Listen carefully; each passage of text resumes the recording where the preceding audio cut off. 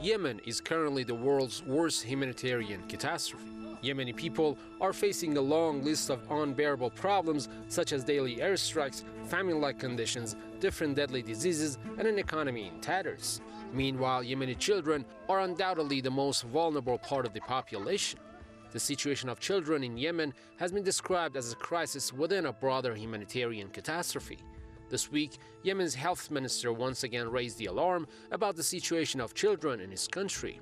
Taha Al-Mutawakkil said 3,800 children have been killed in attacks carried out by the Saudis and their allies over the past years. He also warned that the aggressors' bombardment campaign has devastated Yemen's health infrastructure, making it increasingly difficult to save children.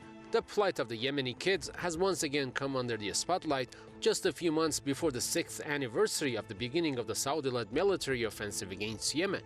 Earlier this month, the United Nations Children's Fund said 1 Yemeni child dies every 10 minutes from a preventable disease, 2 million are out of school, and thousands have been killed or maimed since 2015. The United Nations has been quite loud in voicing concern about the ongoing crisis, but it is also under fire for removing the Saudi-led coalition this year from a blacklist of child killers. The Saudi-led alliance was first blacklisted several years ago for killing and injuring children in the war. The United Nations, of course, has this very typical, very endemic weakness, I dare say, being that it's an organization that for a big part is dependent on the world superpowers to really take action. And we have seen in the past that for this reason, it is very difficult sometimes for the United Nations to really come into action, even when a lot of the member states might want to. We have enormous pressure from Saudi Arabia.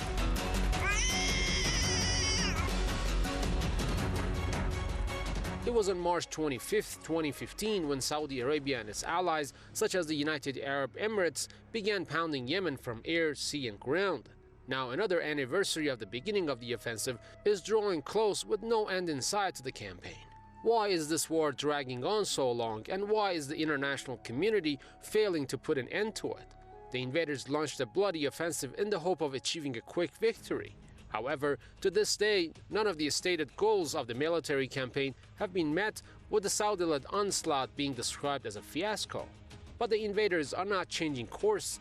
They have indiscriminately bombarded civilian areas.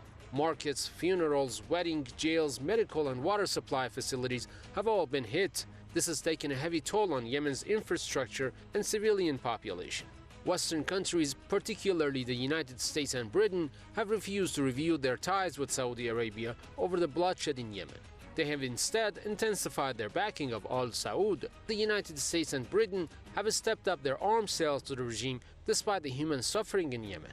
Meanwhile, the United States has provided the Saudi and Emirati forces with different types of military assistance. Critics insist the heavy U.S. military support has made America a partner to the devastating war. Observers believe without Western diplomatic and military support, the onslaught would have ended a very long time ago.